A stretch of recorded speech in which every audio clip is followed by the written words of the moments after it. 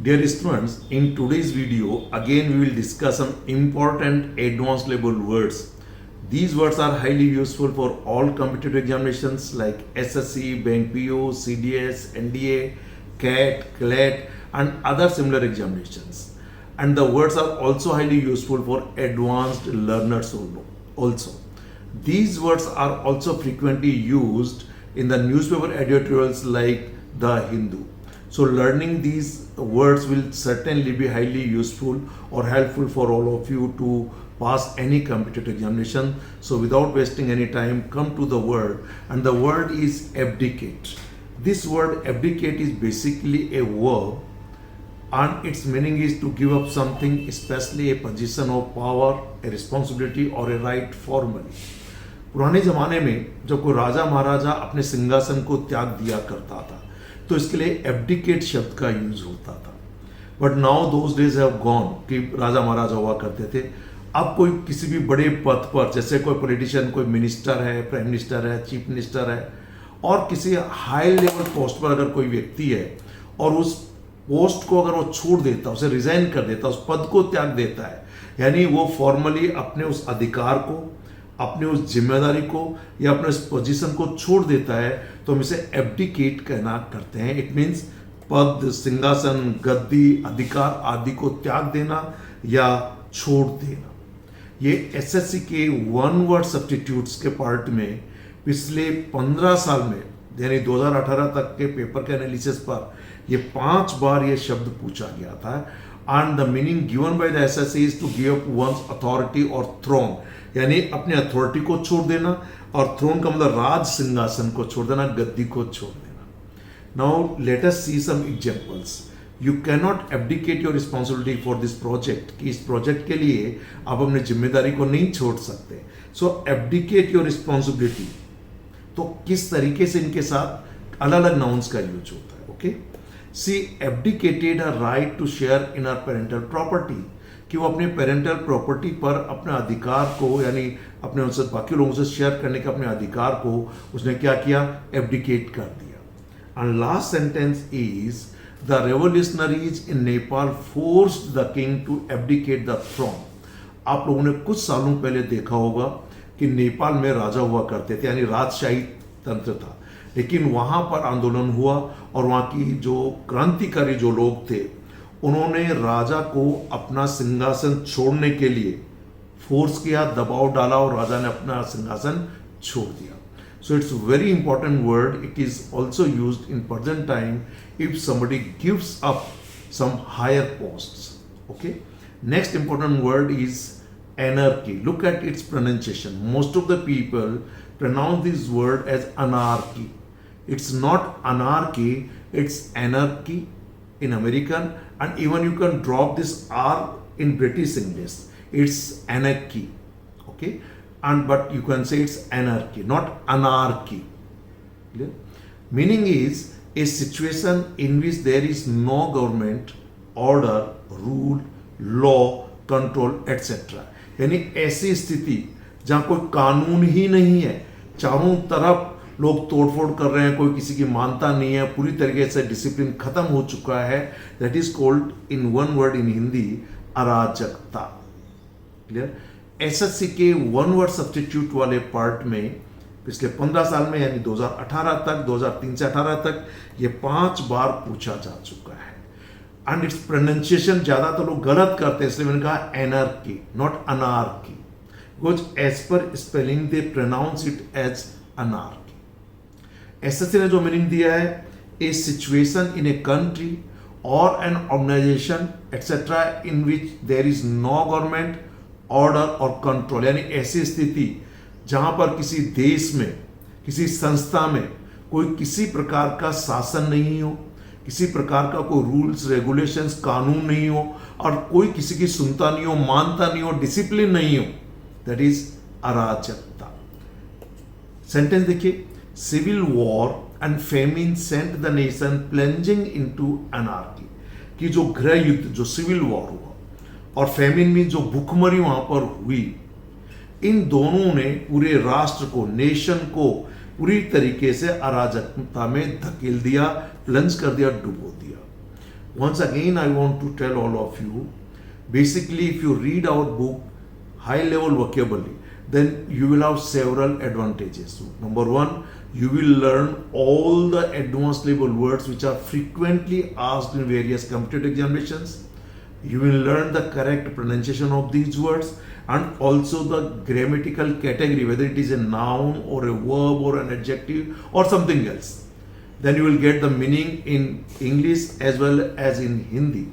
And almost on every word we have given 2, 3, 4 sentences. And in all these sentences also, we have used some advanced level words which are frequently used in newspapers or by advanced learners or in also various competitive examinations like plunge. जैसे अचानक रात को light चली गई, पूरा शहर अंधेरे में डूब गया. So the whole city plunged into the darkness. In the same way, civil war and famine sent the nation plunging into anarchy. यानी कि पूरा का पूरा देश अराजकता में डूब गया. Clear? So plunge, another advanced level word.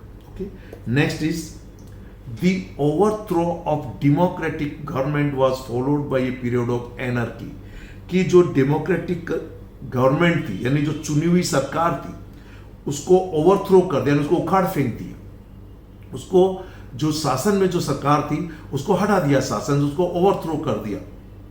Clear? तो उसके कारण से क्या हुआ, बाद में पूरे देश में एक एनार्की का पीरियड हो गया, यानी अराजकता का समय में तब्दील हो गया. जब चुनी हुई सरकार को गिरा दिया गया, उसको उखाड़ फेंका गया, तो देश में क्या हो गया, पूरे के पूरे देश के अंदर एक एनार्की का माहौल बन गया. And last sentence is the classroom was in complete anarchy when the teacher was away.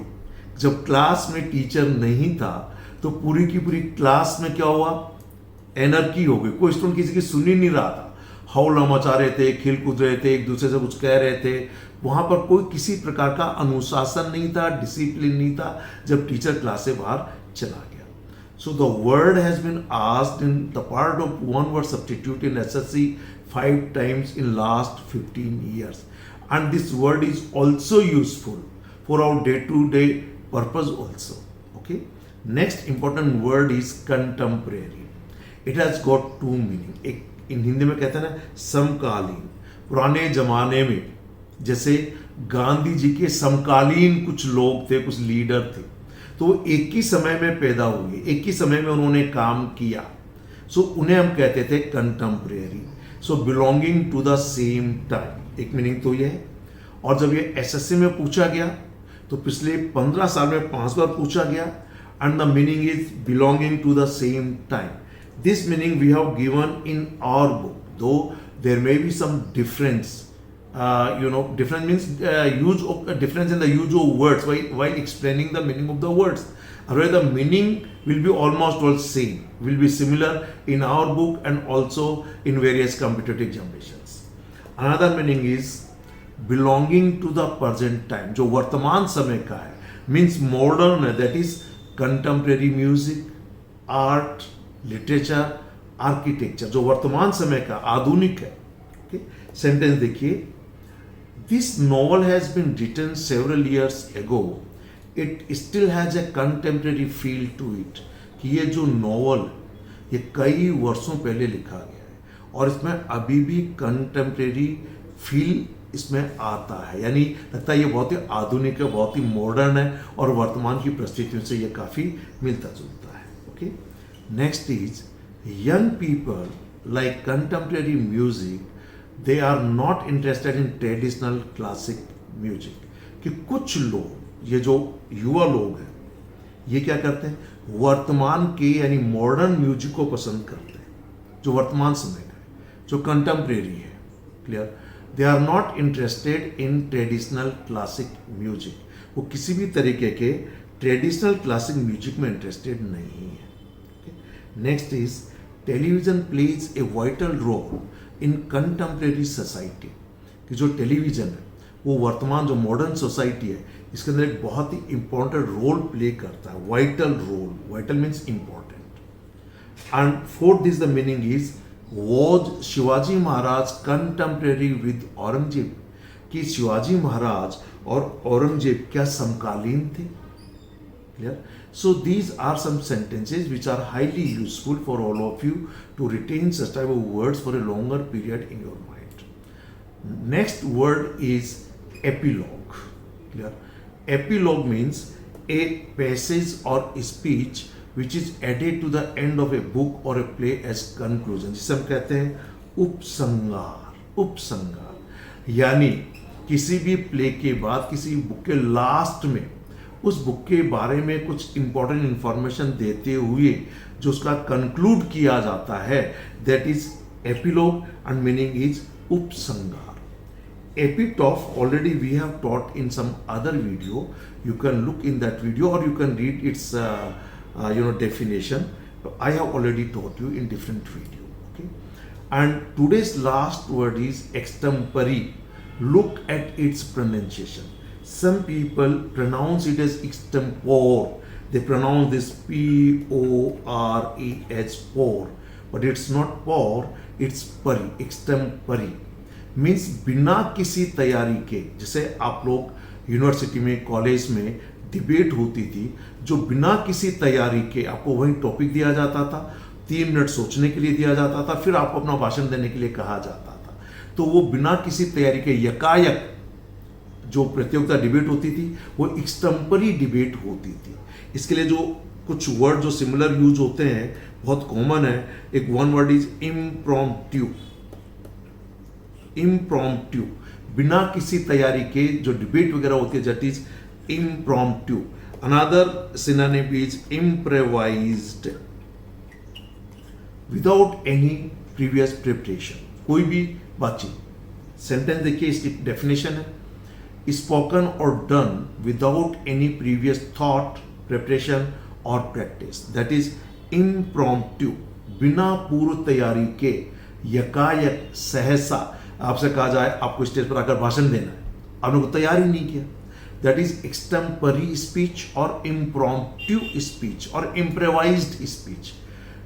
Though in SSC this particular word has been asked 5 times in last 18 years from 2003 to 2018, and the meaning given by the SSC is a speech or a representation made without previous preparation, कि बिना किसी पूर्व तैयारी के कोई भी भाषण या कोई प्रेजेंटेशन जो देते हैं उसे हम लोग एक्सटेम्परी कहते हैं। सेंटेंस देखिए, example sentence, the secretary gave an extempore speech in the meeting, कि सेक्रेटरी ने मीटिंग में बिना किसी पूर्व तैयारी के भाषण दिया। Next, the actress was asked to perform extempore, ये यहाँ एडवर्ब के रूप में यूज हुआ, though it is an adjective, but in this sentence it is being used as an adverb and it shows describes describe the verb perform, कि actress ने बिना किसी पूर्व तैयारी के परफॉर्म किया।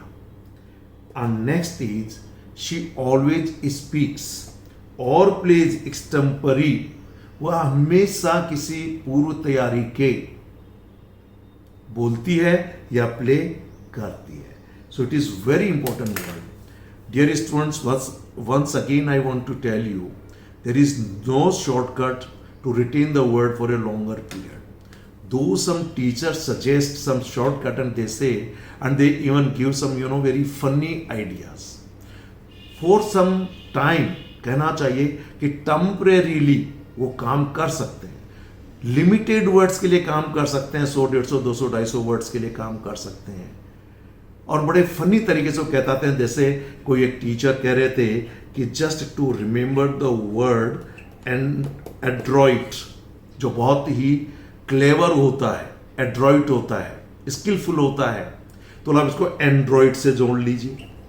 अब ये कोई लंबे पीरियड तक याद करने वाली बात नहीं है। Clear? If you want to retain a word for a longer period, then learn its correct pronunciation, also its grammatical category, and learn the word in some context. Use those words in your own sentence. That's why in our book High Level Vocabulary we have given several example sentences about all these advanced level words, and our book high level vocabulary will be highly useful for all of you to enhance your advanced level word power for competitive examinations. And watch all these videos also. And if you have not subscribed our YouTube channel so far, please subscribe our YouTube channel, press the bell icon so that you get the notification whenever we upload a new video. Okay, thank you very much. Have a nice day.